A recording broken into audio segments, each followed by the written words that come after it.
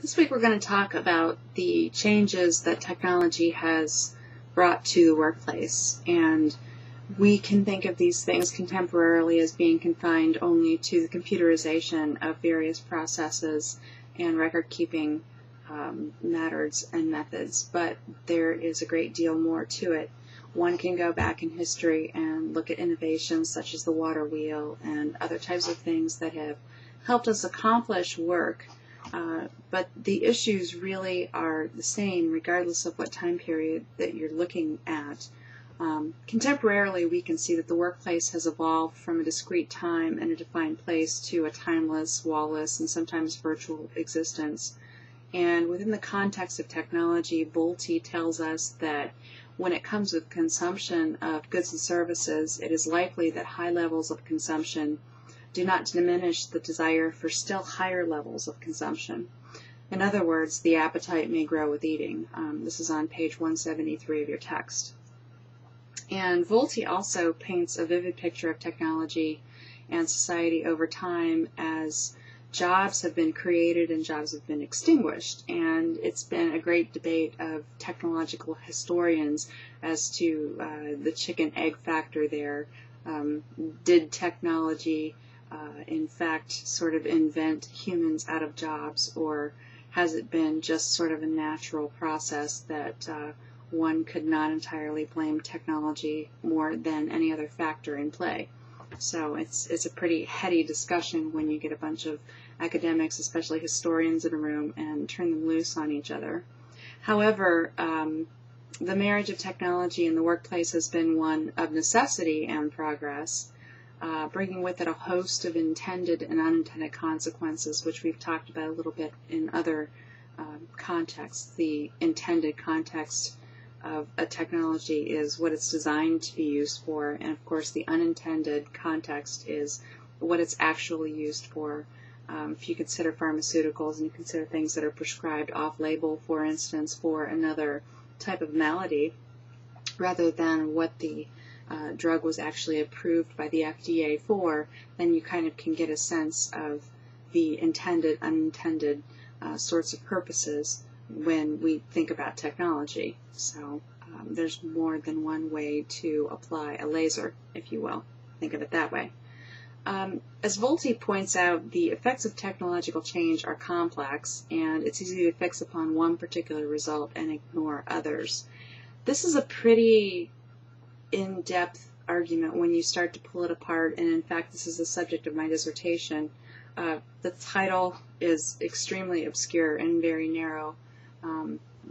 The title has to do with organizations as consumers of human capital, people, via technology, and specifically I'm studying ICTs, which are information and communication devices, Blackberries, iThings, pagers, that sort of thing. In other words, the devices that allow people to be connected, constantly connected to work and or Facebook and or whatever it is that they're doing.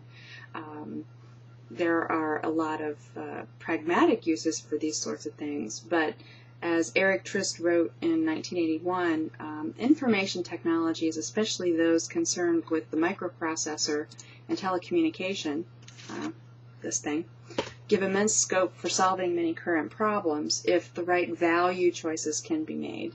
And from a policy perspective, that is where I'm heading with my research, actually.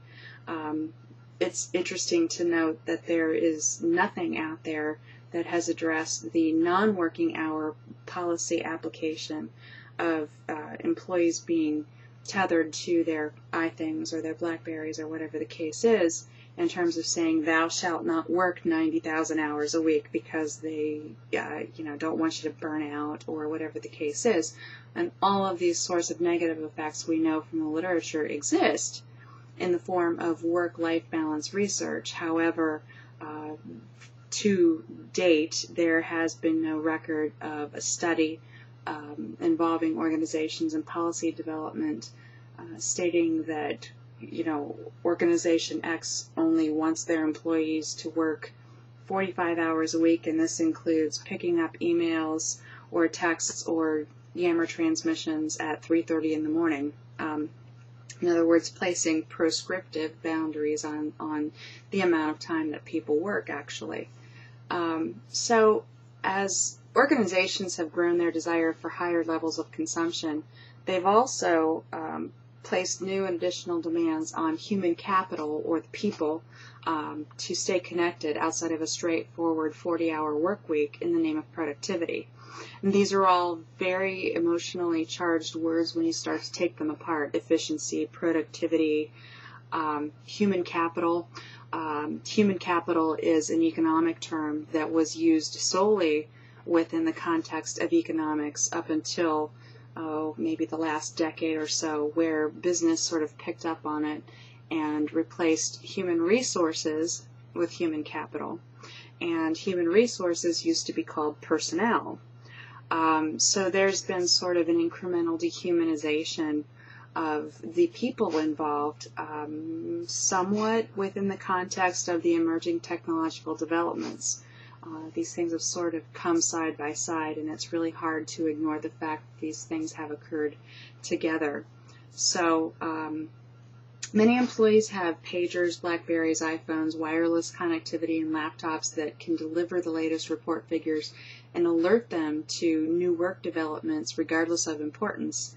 And the literature seems to suggest that the changing demands of organizations as consumers of human capital have allowed for erosion of work boundaries, not only in space but in time. And in order to benefit from the understanding of the implications of organizations and their role in socio-technical systems, which is what we're talking about, technology and societal systems, it's important to review the events in history that changed the meaning of work as many know it. So that's kind of the goal of your chapters 9 through 11 reading this week with Volti.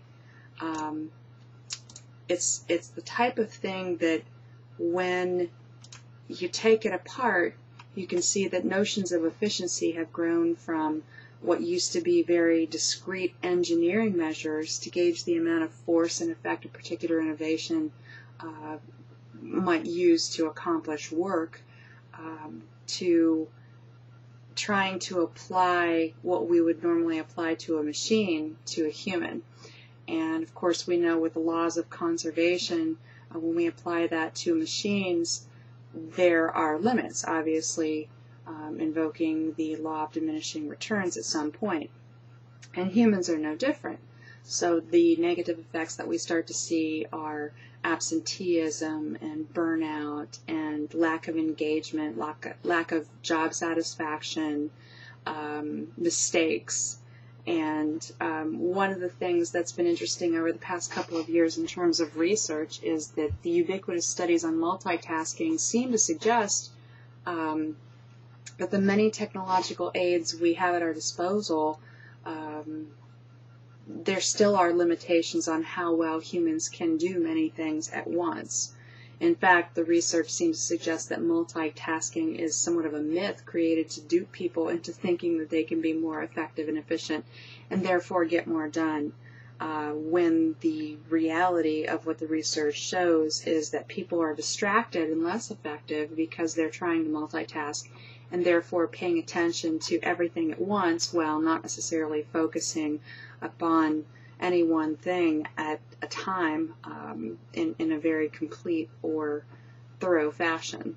So mistakes theoretically are more common and people tend to feel burned out and stressed, but they're willing to pay the price because they follow the misguided notion that they will have more time to do whatever they want while being distracted by work while they're doing whatever they want with their flexible time.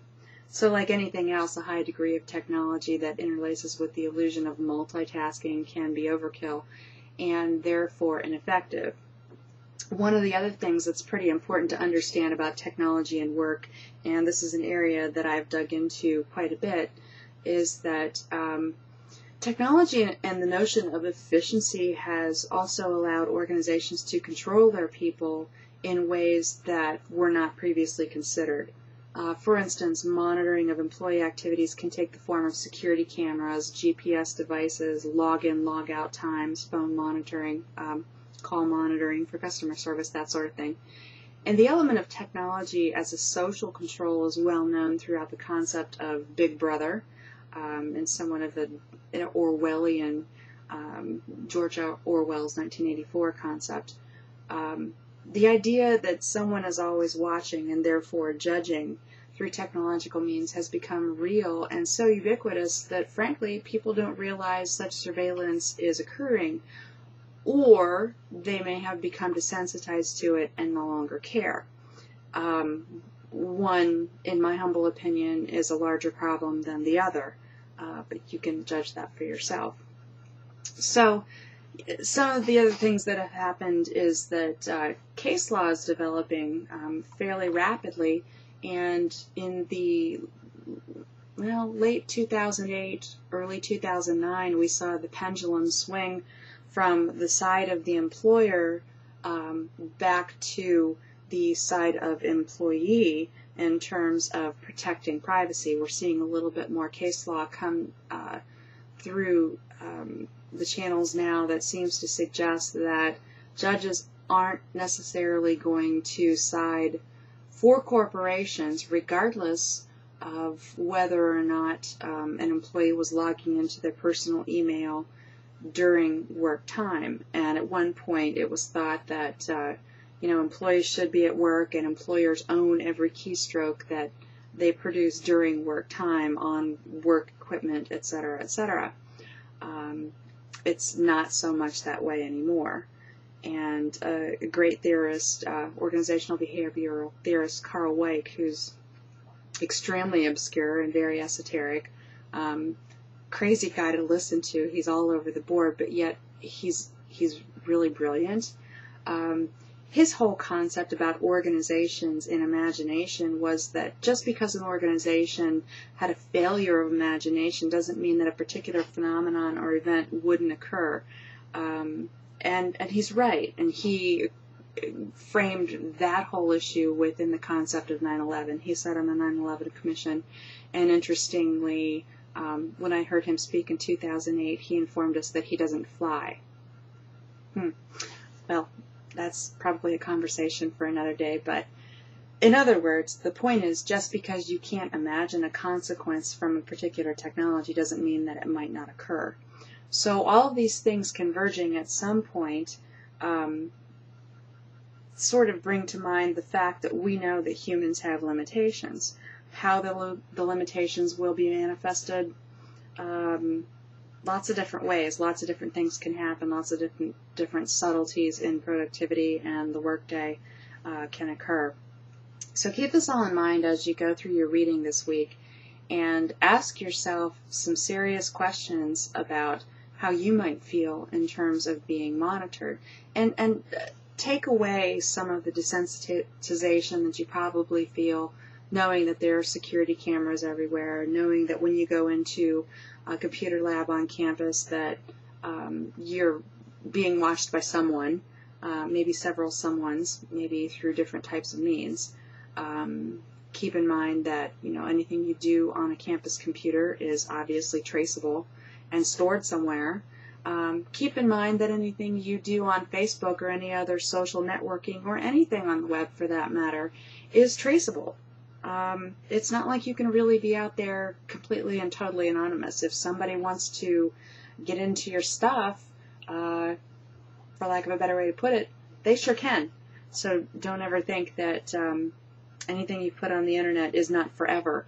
We'll talk a little bit about more about that later on in the semester when we talk about some of the social implications of technology and interpersonal relationships. But for now, just kind of consider those things.